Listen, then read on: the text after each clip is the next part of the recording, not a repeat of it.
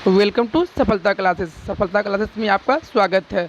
मैं अभय चंद कुमार आज फिर से एक बार साइंस का महत्वपूर्ण टॉपिक लेकर आया हूं और आज ये जो टॉपिक है वो टॉपिक है रिफ्लेक्शन और रिफ्लेक्शन। हम लोग परावर्तन और अपवर्तन से जितना सारा महत्वपूर्ण एमसीक्यू बन सकता है उस सारे महत्वपूर्ण एमसीक्यू को इस वीडियो के माध्यम से देखेंगे। टोटल 80 एमसीक्यू है। इस टोटल 80 एमसीक्यू को हम लोग एक एक करके इस वीडियो के माध्यम से देखेंगे। अगर आप लोग इस चैनल पे नए हैं तो इसे ज़रूर सब्सक्राइब करें। चलते हैं हम लोग क्वेश्चन की तरफ। क्वेश्चन नंबर 1, उत्तल लेंस के सामने वस्तु कहाँ रखने पर प्रतिबिंब वस्तु के बराबर आकार का बनेगा। तो पहली बात किसकी बात हो रहा है? उत्तल लेंस का। उत्तल लेंस किसे कहते हैं? जो बीच में मोटा और किनारे में पतला हो, इसे हम लोग क्या कहते हैं? उत्तल लेंस। अगर हम उत्तल लेंस में वस्तु को रखेंगे 2f पर तो प्रतिबिंब कहाँ बनेगा? 2f पर प्रतिबिंब बनेगा। अगर वस्तु ऊपर की तरफ है तो प्रतिबिंब कहाँ नीचे बनेगा? नीचे की तरफ बनेगा। जितना बड़ा वस्तु उतना ही बड़ा क्या बनेगा? प्रतिबिंब बनेगा। तो वस्तु को हम लोग कहाँ पर रखेंगे? तो वस्तु को रखेंगे 2f पर। ऑप्शन नंबर ए सही हो जाएगा। चलते हम लोग नेक्स्ट क्वेश्चन सेकेंड पे। लेंस की शक्ति की इकाई होती है, जो लेंस की शक्ति की इकाई क्या होती है? तो डायोप्टर। ऑप्शन नंबर ए सही हो जाएगा। चलते हम लोग नेक्स्ट क्वेश्चन थर्ड पे। उत्तल लेंस को अपसारी लेंस भी कहते हैं। उत्तल लेंस को अपसारी लेंस भी कहते हैं। ऐसा कौन सा लेंस है जिसको हम लोग अपसारी लेंस कहते हैं? तो उत्तल लेंस को हम लोग क्या कहते हैं? अपसारी लेंस। ऑप्शन नंबर ए सही हो जाएगा। चलते हैं नेक्स्ट क्वेश्चन 4 पे। उत्तल दर्पण का उपयोग हम लोग कहाँ करते हैं? तो वाहन के साइड मिरर के रूप में। ऑप्शन नंबर ए सही हो जाएगा। चलते हैं नेक्स्ट क्वेश्चन 5 पे।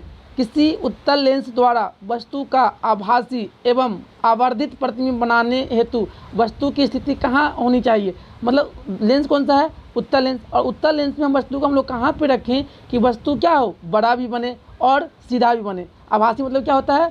सीधा। और आवर्धित मतलब क्या होता है? बड़ा। तो हम लोग प्रकाशीय केंद्र, जो लेंस का जो बीचों बीच वाला बिंदु होता है उसे हम लोग क्या कहते हैं? प्रकाशीय केंद्र। तो प्रकाशीय केंद्र और F1 के बीच में वस्तु को रखेंगे तो प्रतिबिंब कैसा बनेगा? सीधा बनेगा। और कैसा बनेगा? आभासी। तो कौन इसका अनुसार कौन सा ऑप्शन सही हो जाएगा? ऑप्शन नंबर डी सही हो जाएगा कि F1 तथा प्रकाशीय केंद्र O के बीच में रखेंगे वस्तु को तो प्रतिबिंब कैसा बनेगा? आभासी बनेगा और आवर्धित बनेगा। ऑप्शन नंबर डी सही हो जाएगा। चलते हैं नेक्स्ट क्वेश्चन 6 पे। लेंस का सूत्र होता है। तो लेंस का सूत्र क्या होता है? एक 1/f बराबर में क्या होता है? 1/v minus 1/u। जहाँ पे f क्या है? f है फोकस दूरी, v क्या है? प्रतिबिंब की दूरी और u क्या है? वस्तु की दूरी। तो कौन सा ऑप्शन सही हो जाएगा? ऑप्शन नंबर ए सही हो जाएगा। चलते हैं हम लोग नेक्स्ट क्वेश्चन 7 पे। सरल सूक्ष्मदर्शी में किस प्रकार का लेंस कार्य करता है? जो सरल सूक्ष्मदर्शी होता है उसमें किस प्रकार का लेंस का हम लोग प्रयोग करते हैं? तो किस प्रकार का लेंस का प्रयोग करते हैं? उत्तल लेंस का प्रयोग करते हैं। ऑप्शन नंबर सी सही हो जाएगा। नेक्स्ट क्वेश्चन है 2 मीटर फोकासांतर वाले उत्तल लेंस की क्षमता, मतलब क्या पूछ रहा है? पावर पूछ रहा है। तो पी बराबर क्या होता है? 1/f। तो f कितना रखा है? 1/2। जब हम 2 से 1 में डिवाइड करेंगे तो कितना जाएगा? ये 0.5। और जो ये क्षमता का मात्रा क्या होता है? डायोप्टर। और लेंस कौन सा है? उत्तल लेंस। तो उत्तल लेंस का जो फोकसांतर होता है वो क्या होता है? प्लस का। तो क्या हो जाएगा? Plus 0.5 dioptre. Option number A B सही हो जाएगा। चलते हैं नेक्स्ट क्वेश्चन 9 पे। किसी गोलीय दर्पण की फोकस दूरी, अब इसमें क्वेश्चन में क्या दे रखा है? फोकस दूरी 10 सेंटीमीटर है तो उसकी वक्रता त्रिज्या क्या होगी? तो f बराबर में क्या होता है? r/2। तो f क्या है? फोकस दूरी। और r क्या है? वक्रता त्रिज्या। और हम पूछ क्या रहा है? वक्रता त्रिज्या पूछ रहा है, मतलब r पूछ रहा है। तो r बराबर में क्या हो जाएगा? 2f। और f का मान कितना है? 10। तो 2 इंटू में 10, तो 10 दूना 20 सेंटीमीटर। ऑप्शन नंबर सी सही हो जाएगा। चलते हैं नेक्स्ट क्वेश्चन 10 पे। अवतल दर्पण में प्रतिबिंब किस प्रकार की बनती है? तो अवतल दर्पण में प्रतिबिंब वास्तविक भी बनती है और आभासी भी बनते हैं। और आभासी का दूसरा नाम हम लोग क्या कहते हैं? काल्पनिक। तो ऑप्शन नंबर कौन सा हो जाएगा? ऑप्शन नंबर सी सही हो जाएगा। चलते हैं नेक्स्ट क्वेश्चन 11 पे। एक अवतल दर्पण की वक्रता त्रिज्या कितना है? 40 सेंटीमीटर। तो उसकी फोकस दूरी ज्ञात करना है। तो f बराबर में क्या होता है? r/2। जहाँ पे r कितना दे रखा है? 40/2। तो 20 दूना 40। तो कितना हो जाएगा इसका फोकस दूरी? 20 सेंटीमीटर। ऑप्शन नंबर डी सही हो जाएगा। चलते हैं नेक्स्ट क्वेश्चन 12 पे। अवतल दर्पण के सामने वस्तु को कहाँ रखने पर प्रतिबिंब समान साइज का बनेगा? जब हम लोग अवतल दर्पण की बात कर रहा है, जो बाहर से कलई क्या हो, अंदर से परावर्तक सतह हो। और दर्पण का बीचों बीच वाला बिंदु को हम लोग क्या कहते हैं, ध्रुव कहते हैं। और एक क्या होता है, वक्रता केंद्र। वक्रता केंद्र और ध्रुव के बीच वाले बिंदु को हम लोग क्या कहते हैं, फोकस। अगर वस्तु को हम लोग कहाँ पर रखेंगे, ध्रुव पे रखेंगे, तो प्रतिबिंब कहाँ बनेगा, ध्रुव पर ही बनेगा। जितना बड़ा वस्तु उतना ही बड़ा क्या बनेगा, प्रतिबिंब बनेगा। तो वस्तु को कहाँ पर रखेंगे कि जितना बड़ा वस्तु उतना ही बड़ा प्रतिबिंब बने, तो वक्रता केंद्र पर। ऑप्शन नंबर बी सही हो जाएगा। चलते हैं नेक्स्ट क्वेश्चन 13 पर। किसी अवतल दर्पण की वक्रता त्रिज्या से इतना सेंटीमीटर है, 30 सेंटीमीटर है, और इसका नाभ्यांतर, नाभ्यांतर मतलब क्या कहने का कह रहा है कि इसका क्या निकालना है, मतलब फोकस दूरी निकालना है। ए बराबर में क्या होता है, r/2, जहाँ पे r कितना दिया है, 30/2, तो कितना हो जाएगा, 15 दूना 30, तो कितना सेंटीमीटर हो जाएगा इसका नाभ्यांतर। नाभ्यांतर को दूसरा हम लोग क्या कह सकते हैं, इसी का दूसरा नाम क्या कह सकते हैं कि नाभ्यांतर का दूसरा किस नाम से हम लोग जानते हैं, तो नाभ्यांतर को हम लोग मतलब फोकस दूरी के नाम से जानते हैं। तो फोकस दूरी कितना आया है, मतलब 15 सेंटीमीटर। ऑप्शन नंबर सी सही हो जाएगा। चलते हैं नेक्स्ट क्वेश्चन 14 पे। जब प्रिज्म से किसी प्रकार किरण का अपवर्तन होता है, तो आपतित किरण और निर्गत किरण के बीच के कोण को हम लोग क्या कहते हैं। देखिए ये क्या है, प्रिज्म है, और प्रिज्म से जो किरण जाती है, तो दर्पण से यहाँ टकरा के वापस मतलब कि अंदर गया, फिर अंदर जाने के बाद प्रिज्म से बाहर निकला, तो कह रहा है तो इसको जाना चाहिए था सीधे। तो बोल रहा है क्या है कि ये जो निर्गत किरण हुआ और जो आपतित किरण हुआ, इसके बीच में जो कोण बनता है, इस कोण को हम लोग क्या कहते हैं, इस कोण को हम लोग क्या कहते हैं,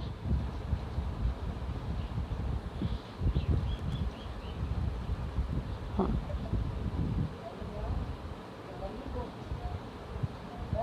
इस कोण को हम लोग क्या कहेंगे, इस कोण को हम लोग क्या कहेंगे, विचलन कोण कहेंगे। ऑप्शन नंबर ए सही हो जाएगा। चलते हैं नेक्स्ट क्वेश्चन। निम्नलिखित में जल का अपवर्तनांक क्या होता है, जल का अपवर्तनांक कितना होता है, 1.33। नेक्स्ट क्वेश्चन, फिर ये क्वेश्चन क्या हो गया, रिपीट हो चुका है, तो यहाँ पे भी जल का अपवर्तनांक क्या होगा, 1.33। चलते हैं नेक्स्ट क्वेश्चन 16 पे। क्रांति कोण के लिए अपवर्तन कोण का मान होगा, जो क्रांति कोण है उसके लिए अपवर्तन कोण क्या होगा, तो कितना होता है, 90 डिग्री। ऑप्शन नंबर सी सही हो जाएगा। चलते हैं नेक्स्ट क्वेश्चन 17 पे। प्रकाश के पीछे लौटने की प्रक्रिया को हम लोग क्या कहते हैं, तो प्रकाश का अपवर्तन कहते हैं। चलते हैं नेक्स्ट क्वेश्चन 18 पे। प्रकाश के परावर्तन के दूसरे नियम में किसका मान समान होता है, तो प्रकाश के परावर्तन के दूसरे नियम से हम लोग क्या जानते हैं कि जितना आपतन कोण होगा उतना ही क्या होगा, परावर्तन कोण। आपतन कोण हम किसे लिखते हैं, आई से, आप परावर्तन किसे लिखते हैं, आर से, तो क्या होगा, आपतन कोण बराबर में परावर्तन कोण। ऑप्शन नंबर बी सही हो जाएगा। चलते हैं नेक्स्ट क्वेश्चन 19 पे। प्रकाश के अपवर्तन या परावर्तन के कितने नियम होते हैं, तो प्रकाश की या तो अपवर्तन हो या तो परावर्तन हो, दोनों का कितना नियम होता है, तो अब 2 नियम होता है। ऑप्शन नंबर बी सही हो जाएगा। चलते हैं नेक्स्ट क्वेश्चन 20 पे। दाढ़ी बनाने में कौन सा दर्पण का प्रयोग होता है, तो दाढ़ी बनाने में हम लोग किस दर्पण का उपयोग करते हैं, तो अवतल दर्पण का उपयोग करते हैं। ऑप्शन नंबर बी सही हो जाएगा। चलते हैं नेक्स्ट क्वेश्चन पे 21 पे। एक व्यक्ति समतल दर्पण की ओर 4 मीटर प्रति सेकेंड की चाल से आ रहा है। व्यक्ति समतल दर्पण में बना अपना प्रतिबिंब किस चाल से आता हुआ प्रतीत होगा, तो कितना होगा, इस चाल से कितना, दुगुना चाल पे, तो 4 दूना 8, तो कितना सेंटीमीटर प्रति सेकेंड से आता हुआ प्रतीत होगा, 8 मीटर प्रति सेकेंड से। ऑप्शन नंबर सी सही हो जाएगा। चलते हैं नेक्स्ट क्वेश्चन। यदि किसी समतल दर्पण को 4 डिग्री कोण में घुमाया जाए तो परावर्तित किरण घूम जाता है। देखिए जब मतलब कि दर्पण को हम लोग घुमा रहे हैं, तो जो परावर्तित किरण कितना तो घूम जाएगा, तो 2 थीटा से, तो थीटा का मान कितना है, 4 डिग्री, तो 2 इंटू में 4, तो 4 दूना 8 डिग्री से क्या हो जाएगा, जो परावर्तित किरण घूम जाएगा। ऑप्शन नंबर बी सही हो जाएगा। चलते हैं नेक्स्ट क्वेश्चन 23। समतल दर्पण के द्वारा बने वस्तु के प्रतिबिंब होता है, जो समतल दर्पण में जो प्रतिबिंब बनता है वो कैसा बनता है, तो काल्पनिक प्रतिबिंब बनता है। ऑप्शन नंबर ए सही हो जाएगा। चलते हैं नेक्स्ट क्वेश्चन 24। एक व्यक्ति की लंबाई 1.5 मीटर है को अपना संपूर्ण प्रतिबिंब देखने के लिए समतल दर्पण की न्यूनतम लंबाई क्या होगा। अगर किसी व्यक्ति की लंबाई अगर 1.5 मीटर है, अगर इसको पूरा अपना मतलब कि इमेज देखना है, तो दर्पण का लंबाई कितना होना चाहिए, तो हमेशा मतलब कि जो व्यक्ति है, व्यक्ति की लंबाई का आधा होना चाहिए। तो लंबाई कितना है 1.5, इसको किससे भाग करेंगे, 2 से, इसको 2 से भाग करेंगे कितना आएगा, 0.75 मीटर। ऑप्शन नंबर सी सही हो जाएगा। चलते हैं नेक्स्ट क्वेश्चन 25। समतल दर्पण एम एन, एक समतल दर्पण कौन सा है, एम एन है, पर ए भी एक आपतित प्रकाश किरण है। तो ऑप्शन को मान ज्ञात कीजिए। देखिए ये क्या आपतित किरण, जहाँ जिस बिंदु पे आपतित किरण मिलती है वहाँ से हम लोग क्या करते हैं, एक अभिलंब डालते हैं। अभिलंब मतलब क्या हो गया, दर्पण और अभिलंब के बीच का कोण कितना होगा, 90 डिग्री। तो ये दर्पण और आपतित किरण के बीच कोण है कितना है, 40 है। तो बचा कितना, 50 डिग्री। ऑप्शन कोण कितना हो जाएगा, 50 डिग्री। और इसी में पूछता है परावर्तन कोण कितना होता है, तो 50 परावर्तन कोण भी कितना होता है, 50 डिग्री। क्योंकि प्रकाश के परावर्तन के दूसरे नियम से जितना आपतन कोण होगा उतना ही क्या होगा, परावर्तन कोण। ऑप्शन नंबर बी सही हो जाएगा। चलते हैं नेक्स्ट क्वेश्चन। किसी उत्तल लेंस की फोकस दूरी हमेशा, उत्तल लेंस की फोकस दूरी हमेशा क्या होता है, तो धनात्मक होता है। ऑप्शन नंबर ए सही हो जाएगा। चलते हैं नेक्स्ट क्वेश्चन 27 पे। किसी गोलीय दर्पण की वक्रता त्रिज्या कितना है, 50 सेंटीमीटर है। तो इसकी फोकस दूरी ज्ञात करें। एफ बराबर में क्या होता है, r/2। एफ यहाँ पे क्या है, फोकस दूरी, और आर क्या है, वक्रता त्रिज्या। तो क्वेश्चन में वक्रता त्रिज्या दे रखा है और हमसे क्या पूछा निकालने के लिए, फोकस दूरी। तो वक्रता त्रिज्या कितना है, 50, अब बटा में 2, तो 25 दूना 50, तो कितना सेंटीमीटर जाएगा, 25 सेंटीमीटर। ऑप्शन नंबर सी सही हो जाएगा। चलते हैं नेक्स्ट क्वेश्चन 28। निम्न में से कौन सा पदार्थ लेंस बनाने के लिए प्रयुक्त नहीं किया जा सकता है। मतलब कि जो हम लेंस बनाते हैं तो लेंस बनाने के लिए किसका उपयोग नहीं करते हैं, तो लेंस बनाने में हम लोग मिट्टी का उपयोग नहीं करते हैं। ऑप्शन नंबर डी सही हो जाएगा। चलते हैं नेक्स्ट क्वेश्चन 29।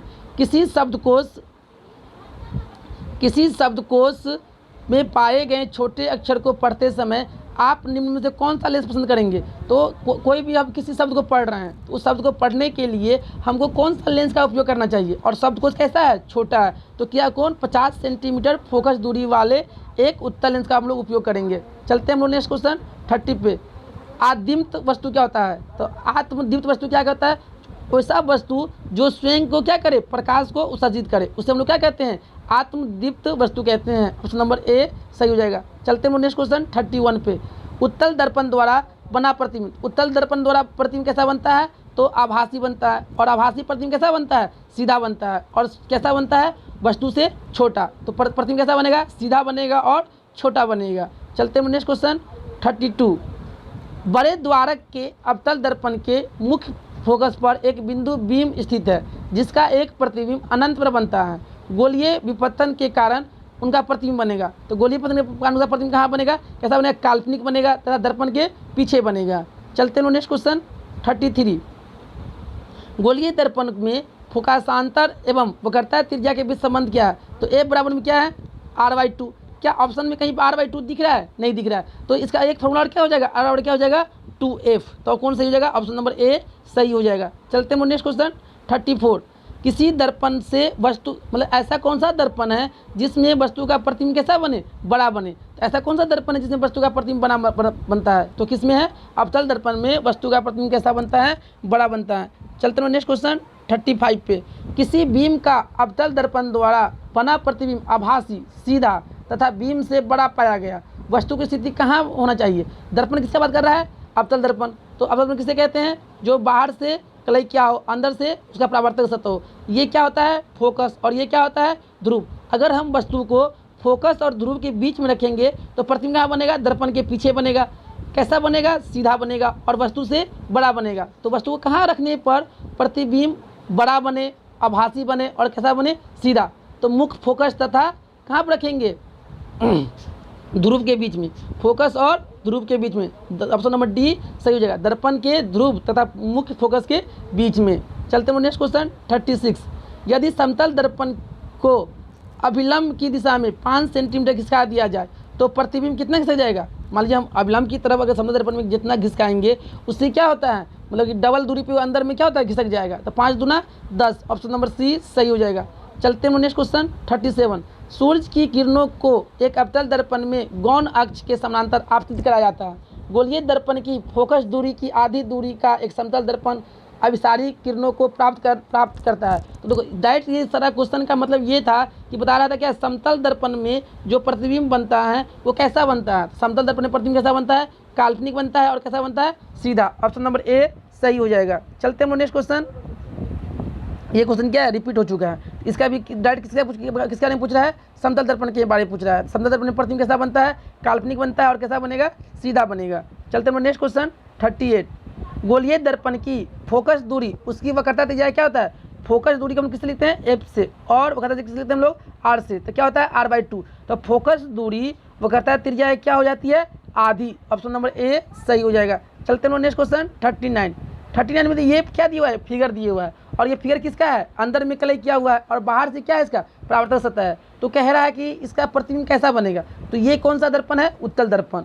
और उत्तल दर्पण में कैसा प्रतिबिंब बनता है, आभासी बनता है, और कैसा बनता है, सीधा बनता है, और कैसा प्रतिबिंब बनता है, छोटा प्रतिबिंब बनता है। तो अब हम लोग क्या देखेंगे, ऑप्शन को देखेंगे।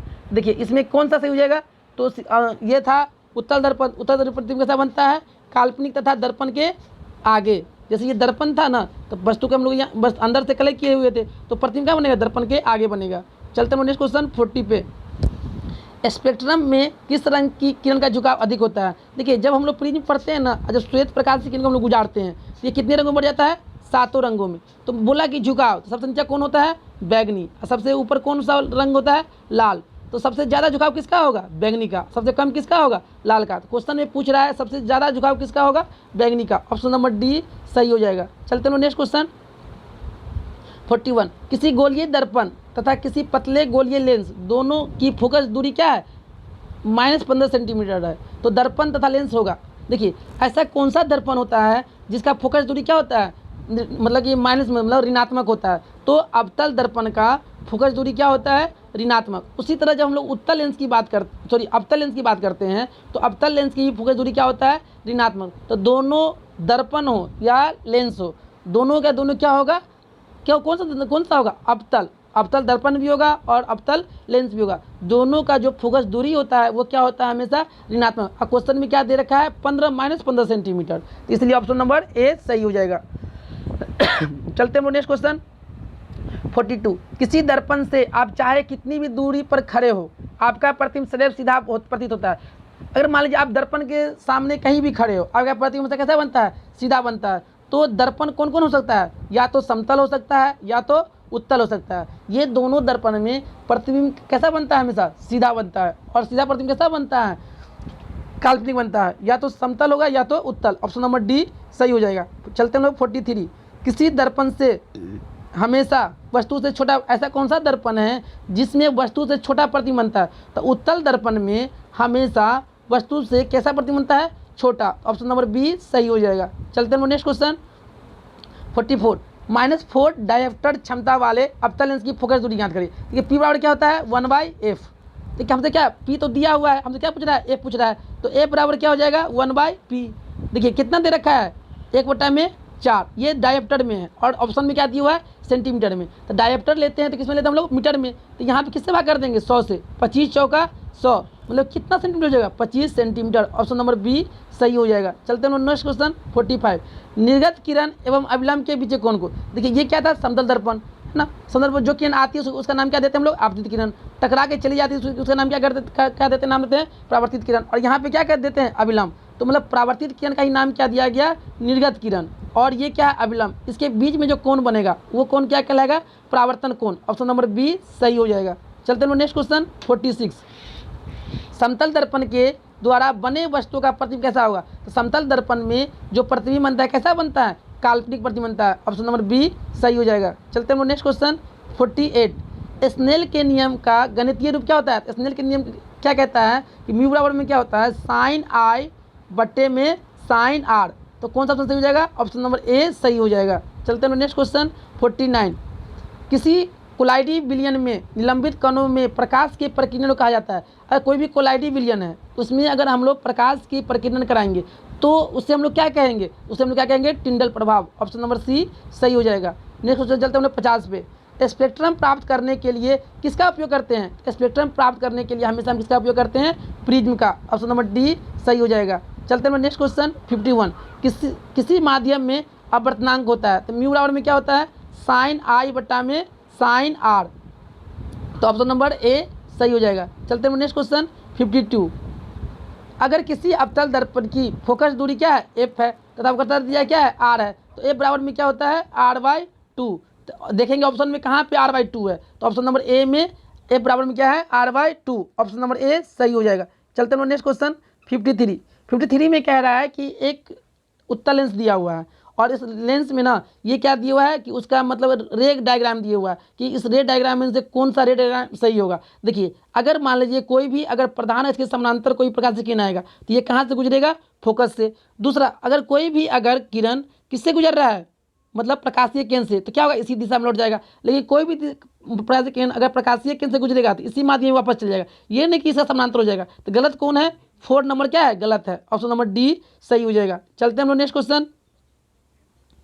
अवतल लेंस की आवर्धन होता है, तो अवतल लेंस हो या उत्तल लेंस हो, दोनों का आवर्धन क्या होता है, v/u, जहाँ पे v क्या है, प्रतिबिंब की दूरी, और u क्या है, वस्तु की दूरी। तो कौन सही हो जाएगा, ऑप्शन नंबर डी सही हो जाएगा। चलते हैं नेक्स्ट क्वेश्चन 55। ये 55 में एक कौन सा दर्पण दिया हुआ है, एक अवतल दर्पण दिया हुआ है। और कह रहा है क्वेश्चन में कि ये दर्पण में अगर परावर्तन के बाद वस्तु जो ये है, वस्तु का जो रेखा है, ये जो मतलब रे जा रहा है प्रधान के समानांतर, ये कहाँ से गुजरेगा, ये कहाँ से गुजरेगा, फोकस से। तो ऑप्शन नंबर बी सही हो जाएगा। चलते हैं नेक्स्ट क्वेश्चन 56 पे। जब प्रकाश की किरण हवा से कांच में प्रवेश करती है तो मुड़ जाती है। अगर देखिए हवा कैसा माध्यम हो गया, विरल माध्यम, और कांच कैसा माध्यम हो गया, सघन माध्यम। जब विरल से सघन में से जाते हैं तो हम लोग क्या होता है, अविलंब की ओर मुड़ जाता है। तो क्या हो जाएगा, ये ऑप्शन नंबर ए में कह रहा है अविलंब से दूर, अविलंब से निकट, तो कौन अविलंब से निकट या हो अविलंब की ओर मुड़ जाए, ऑप्शन नंबर बी सही हो जाएगा। चलते हैं नेक्स्ट क्वेश्चन 57। प्रकाश का वर्ण विक्षेपण किस उपकरण से संभव है, तो वर्ण विक्षेपण कहाँ होता है, तो प्रिज्म में होता है, ऑप्शन नंबर सी सही हो जाएगा। चलते हैं नेक्स्ट क्वेश्चन 58।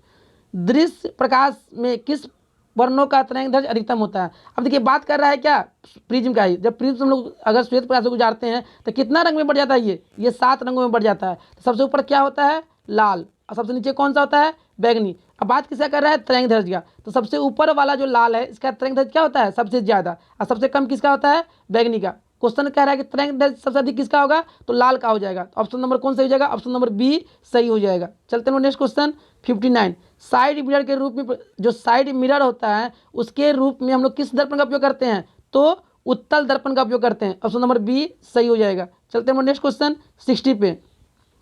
इंद्रधनुष का बनना किस परिघटना पर आधारित है। जो इंद्रधनुष बनता है तो वो घटना किस पर आधारित होता है, तो ये क्या होता है, प्रकाश के वर्ण विक्षेपण पर आधारित होता है, ऑप्शन नंबर सी सही हो जाएगा। चलते हैं नेक्स्ट क्वेश्चन 61। किसी उत्तल लेंस का फोकसांतर कितना दिया हुआ है, 50 सेंटीमीटर, तो उसकी क्षमता निकालना है। अब ये बात किसका कर रहा है, उत्तल लेंस का। तो उत्तल लेंस का जो क्षमता होगा क्या होगा, हमेशा पॉजिटिव में होगा। और यहाँ पे क्या दे रखा है, फोकस दे रखा है, तो पी बराबर में क्या होगा, 1/f। और एफ का मान कितना दे रखा है, 1/50 सेंटीमीटर। और ऑप्शन में क्या है, सब डायप्टर में दिया हुआ है। तो ये सेंटीमीटर किस में बदलेंगे हम लोग, मीटर में। तो मीटर में बदलेंगे, ऊपर से किससे भाग करेंगे, 100 से, 50 दूना 100, तो कितना डायप्टर आ जाएगा, 2 डायप्टर। और भी 2 डायप्टर किसका आएगा, प्लस का, ऑप्शन नंबर डी सही हो जाएगा। चलते हैं नेक्स्ट क्वेश्चन 62। किसी दर्पण से वस्तु को कहीं भी रखने पर वस्तु के बराबर आकार का सीधा प्रतिबिंब बनता है, तो वो दर्पण कौन सा हो सकता है, तो वो दर्पण कौन हो जाएगा, समतल दर्पण। समतल दर्पण में अगर वस्तु को आप कहीं भी रखोगे तो प्रतिबिंब कैसा बनेगा, सीधा बनेगा। और जितना बड़ा वस्तु उतना ही बड़ा क्या बनेगा, प्रतिबिंब बनेगा। तो ऐसा कौन सा दर्पण हो सकता है, दर्पण कौन सा हो सकता है, समतल दर्पण। चलते हैं नेक्स्ट क्वेश्चन 63 में क्या कह रहे हैं कि वास्तविक प्रतिबिंब को पर्दे पर प्राप्त किया जा सकता है जबकि काल्पनिक प्रतिबिंब को नहीं। क्यों, तो देखो वास्तविक प्रतिबिंब में वास्तव में प्रकाश ऊर्जा क्या होता है, पहुंचती है, इसीलिए हम इसको क्या कर सकते हैं, पर्दे पे उतार सकते हैं, जबकि काल्पनिक प्रतिबिंब में ऐसा नहीं होता है। तो कौन सा ऑप्शन सही हो जाएगा, ऑप्शन नंबर ए सही हो जाएगा। चलते हैं नेक्स्ट क्वेश्चन 64 पे। f सेंटीमीटर फोकस दूरी वाले एक आप किसकी बात कर रहा है, अवतल दर्पण का। तो देखिए ये अवतल दर्पण हो गया, इसका ये क्या हो गया, फोकस। और क्या कह रहा है, इसके दुगुनी दूरी मतलब 2f, मतलब 2f कहने का मतलब क्या हो गया, ये वक्रता केंद्र हो गया। तो कह रहा है दूरी पर एक बीम रखने पर दर्पण द्वारा इसका प्रतिबिंब बनेगा। तो दर्पण द्वारा प्रतिबिंब कैसे बनेगा, तो दर्पण द्वारा प्रतिबिंब कहाँ बनेगा, वक्रता केंद्र पे ही बनेगा। और जितना बड़ा वस्तु उतना ही बड़ा क्या बनेगा, प्रतिबिंब बनेगा। तो ऑप्शन पे हम लोग देखेंगे तो क्या देखेंगे, अवतल दर्पण के वक्रता केंद्र पे ही प्रतिबिंब बनेगा, और जितना बड़ा वस्तु उतना ही बड़ा क्या बनेगा, प्रतिबिंब बनेगा। चलते हैं नेक्स्ट क्वेश्चन 65। निर्देशांक चिन्ह परिपाटी के अनुसार अवतल दर्पण तथा उत्तल दर्पण की फोकस दूरी क्रमशः होगा। तो ये किसकी बात कर रहा है, उत्तल दर्पण। तो उत्तल दर्पण जो बाहर से कलई किया हो, और अवतल दर्पण जो अंदर से कलई किया गया हो। अब कह रहा है दोनों का फोकस दूरी, तो उत्तल दर्पण फोकस दूरी कहाँ होता है, इधर दर्पण के अंदर होता है, इसका भी दर्पण के अंदर ही होगा। देखिए सारा दूरी हम लोग कहाँ से लेते हैं, मतलब ध्रुव से, तो ध्रुव से हम लोग दाहिना की तरफ जाएंगे तो वो दूरी क्या होगा, पॉजिटिव, और ध्रुव से बाएं तरफ जाएंगे तो वो दूरी क्या होगा, निगेटिव। तो पहले किससे बात हो रहा है, अवतल दर्पण का, तो अवतल दर्पण का फोकस दूरी क्या होगा, मतलब ऋणात्मक, और उत्तल दर्पण का क्या होगा, धनात्मक। तो कौन सा ऑप्शन सही हो जाएगा, पहले होगा ऋणात्मक, बाद में क्या होगा, धनात्मक। ऑप्शन नंबर बी सही हो जाएगा। चलते हैं नेक्स्ट क्वेश्चन 66। जब किसी बीम को अवतल दर्पण के वक्रता केंद्र तथा फोकस के बीच रखा जाए तो दर्पण द्वारा बना प्रतिबिंब होगा। अब क्वेश्चन में क्या करा है, एक अवतल दर्पण है और ये ध्रुव है, ये क्या है, फोकस है, और क्या है, वक्रता केंद्र है। वस्तु कहाँ रख रहे हैं हम लोग, वक्रता केंद्र तथा फोकस के बीच में, वस्तु को हम लोग यहाँ रख रहे हैं। तो प्रतिबिंब कहाँ बनेगा, प्रतिबिंब कहाँ बनेगा, वक्रता केंद्र और अनंत के बीच में बनेगा। और प्रतिबिंब कैसा बनेगा, उल्टा बनेगा तथा वस्तु से बड़ा बनेगा। ऑप्शन नंबर ए सही हो जाएगा। चलते हैं नेक्स्ट क्वेश्चन 67। एक छोटे द्वारक वाले अवतल दर्पण की फोकस दूरी कितना दे रखा है, 10 सेंटीमीटर। इस दर्पण की वक्रता त्रिज्या ज्ञात करें। तो ए बराबर में क्या होता है, r/2। तो हमको अब क्वेश्चन में फोकस दूरी दे रखा है और हमसे अब क्या पूछ रहा है, वक्रता त्रिज्या। तो r बराबर में क्या हो जाएगा, 2f, और f का मान कितना दे रखा है, 10। तो 2 इंटू में 10, 10 दूना 20, तो कितना सेंटीमीटर जाएगा, 20 सेंटीमीटर हो जाएगा। ऑप्शन नंबर कौन सही हो जाएगा, ऑप्शन नंबर बी सही हो जाएगा। चलते हैं नेक्स्ट क्वेश्चन 68। मोटर गाड़ियों में चालक के सामने दर्पण लगाता है। अब देखिए ये मोटर गाड़ियों में साइड मिरर की बात नहीं कर रहा है, जो गाड़ी होता है, 4 चक्का होता है, उसके सामने में जो दर्पण लगा हुआ होता है, वो दर्पण कैसा हो सकता है, या तो समतल हो सकता है या तो उत्तल हो सकता है। ऑप्शन नंबर डी सही हो जाएगा। चलते हैं नेक्स्ट क्वेश्चन 69। उत्तल दर्पण द्वारा बना बीम का प्रतिबिंब होगा। उत्तल दर्पण में जो बीम बनता है वो कैसा बनता है, काल्पनिक बनता है, और बीम की अपेक्षा क्या होता है, छोटा। ऑप्शन नंबर कौन सा हो जाएगा, सी। चलते हैं नेक्स्ट क्वेश्चन। ये क्वेश्चन क्या है, रिपीट हो चुका है। ये भी किसकी बात कर रहा है, उत्तल दर्पण का। इसमें भी कैसा प्रतिबिंब बनेगा, काल्पनिक बनेगा, और बीम से क्या होगा, बीम की अपेक्षा सीधा बनेगा। मतलब बीम किसे कहते हैं, वस्तु को हम लोग क्या कहेंगे, यहाँ पे बीम कहेंगे। चलते हैं नेक्स्ट क्वेश्चन 17 पे। जब किसी समतल दर्पण पर अभिसारी प्रकाश किरण पुंज आपतित होता है तो परावर्तन के बाद दर्पण द्वारा बना प्रतिबिंब होगा। अगर मान लीजिए क्वेश्चन कह रहा है किसी समतल दर्पण में है ना, प्रकाश किरण क्या हो रहा है, आपतित हो रहा है, तो परावर्तन के बाद दर्पण द्वारा बना प्रतिबिंब कैसा बनेगा, काल्पनिक बनेगा तथा क्या बनेगा, दर्पण के आगे बनेगा। ऑप्शन नंबर बी सही हो जाएगा। चलते हैं नेक्स्ट क्वेश्चन 71 पे। एक उत्तल लेंस होता है। अब देखिए उत्तल लेंस क्या होता है, बीच में मोटा, किनारे में पतला। दूसरा भाषा में किनारे में पतला, बीच में मोटा। हम देखिए ऑप्शन में देखिए सभी जगह समान मोटाई, क्या सब जगह समान मोटाई नहीं होता है। बीच की अपेक्षा किनारे में मोटा होता है। क्या बीच के किनारे में बीच की अपेक्षा किनारे में मोटा होता है, नहीं होता है। किनारे की अपेक्षा बीच में क्या होता है, मोटा होता है। ऑप्शन नंबर सी सही हो जाएगा। चलते हैं नेक्स्ट क्वेश्चन 72। किसी बीम का वास्तविक तथा समान साइज का प्रतिबिंब प्राप्त करने के लिए बीम को उत्तल लेंस के सामने में कहाँ पर रखना चाहिए, तो कहाँ, फोकस दूरी के दुगुनी दूरी पर रखेंगे। तो जितना बड़ा वस्तु रहेगा उतना ही बड़ा क्या बनेगा, प्रतिबिंब बनेगा। जितना उसका लंबाई रहेगा उतना ही लंबाई किसका रहेगा, प्रतिबिंब का रहेगा। ऑप्शन नंबर बी सही हो जाएगा। चलते हैं नेक्स्ट क्वेश्चन 73। टिंडल प्रभाव प्रकाश के कौन सी घटना को प्रदर्शित करता है, तो कौन सी प्रकाश का परिकिरण को ये क्या करता है, परिघटना को प्रदर्शित करता है। चलते हैं नेक्स्ट क्वेश्चन 74। निम्न में से किस लेंस की फोकस दूरी धनात्मक होता है। देखिए उत्तल लेंस की फोकस दूरी क्या होता है, धनात्मक होता है। तो कौन सही हो जाएगा, ऑप्शन नंबर बी सही हो जाएगा। चलते हैं नेक्स्ट क्वेश्चन 75। नई कार्तीय चिन्ह परिपाटी के अनुसार दर्पण के सामने रखे गए बीम की दूरी ली जाती है। देखिए कोई भी जो चिन्ह परिपाटी होता है ना, कोई भी, या तो लेंस हो या मतलब दर्पण हो, उसमें सारे के सारे दूरी हम लोग कहाँ से लेते हैं, ध्रुव से लेते हैं। तो क्या नई कार्तीय चिन्ह की परिपाटी के अनुसार दर्पण के सामने रखे गए बीम, मतलब दर्पण के सामने बीम हमेशा कहाँ रखते हैं, बायां साइड। तो बायां साइड वाला दूरी हमेशा क्या होगा, ऋणात्मक होगा। तो कौन सही हो जाएगा, ऑप्शन नंबर बी सही हो जाएगा। चलते हैं नेक्स्ट क्वेश्चन 76। निम्न में से किस माध्यम में प्रकाश की चाल क्या होता है, अधिकतम होता है। तो प्रकाश की चाल सबसे ज़्यादा कहाँ होता है, तो निर्वात में। और निर्वात में कितना होता है, 3 × 10⁸ मीटर प्रति सेकेंड होता है। ऑप्शन नंबर ए सही हो जाएगा। चलते हैं नेक्स्ट क्वेश्चन 77। निम्न में से किस दर्पण की फोकस दूरी धनात्मक होता है। ऐसा कौन सा दर्पण है जिसकी फोकस दूरी क्या होता है, धनात्मक होता है। तो उत्तल दर्पण की फोकस दूरी क्या होगा, धनात्मक होगा। चलते हैं नेक्स्ट क्वेश्चन 78 पे। यदि किसी समबाहु त्रिभुज, एक क्या है, एक समबाहु त्रिभुज है जिसमें निर्गत कोण और विचलन कोण क्रमशः कितना है, 40 डिग्री और 30 डिग्री है। तो आपतन कोण निकालिए, मतलब आपतन कोण निकालिए, मतलब आई निकालना है। तो आई बराबर में क्या हो जाएगा, 2 गुने में निर्गत कोण, 2 गुने में निर्गत कोण और माइनस में विचलन कोण। तो निर्मित कोण कितना है 40, तो 2 इंटू में 40 और माइनस में 30, तो 40 दूना 80, 80 में से कितना घटा देंगे 30, तो आपतन कोण कितना हो जाएगा 80 में से 30 कितना बचेगा 50, आपतन कोण कितना हो जाएगा 50 डिग्री। ऑप्शन नंबर बी सही हो जाएगा। चलते हैं नेक्स्ट क्वेश्चन 79।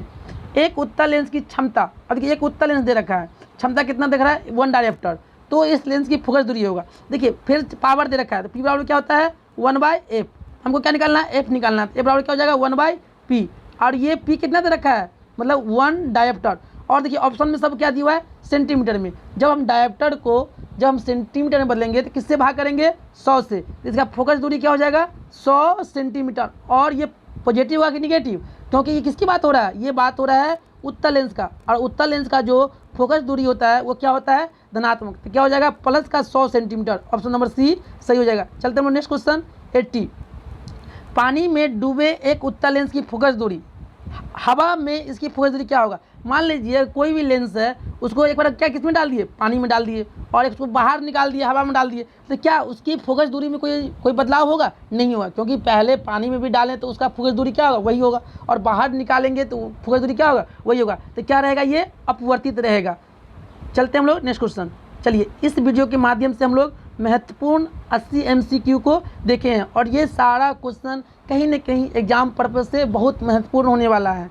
अगर आप लोग इस वीडियो को नहीं देखे हैं तो एक बार ज़रूर देखें, अगर अच्छा लगे तो इसे क्या करें सब्सक्राइब करें और लाइक करें। Thank you for watching.